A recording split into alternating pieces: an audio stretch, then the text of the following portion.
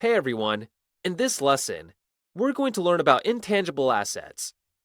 Intangible assets are non-financial assets that lack a physical substance.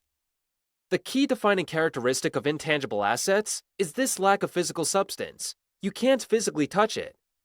Both American and European accounting standards specify the lack of physical substance as part of the defining criteria. There are two types of intangible assets: identifiable intangible assets and unidentifiable intangible assets, known as goodwill. We'll focus on the former in this lesson and cover the latter in the next lesson. Identifiable intangible assets are assets like intellectual property, logo, brand, patents, copyrights, trademarks, trade secrets, software, and contractually obligated customer relationships, etc.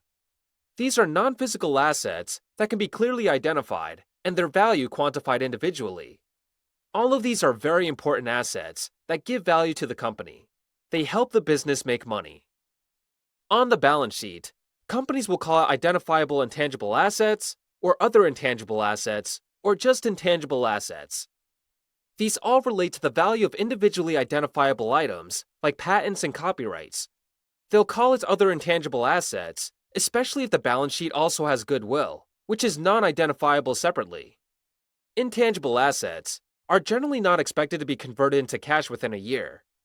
They're usually used over the long run to keep the business operation up and running to generate cash flow. Naturally, intangible assets is considered as a long-term asset. Together with PP&E, intangible assets form the backbone underlying every business.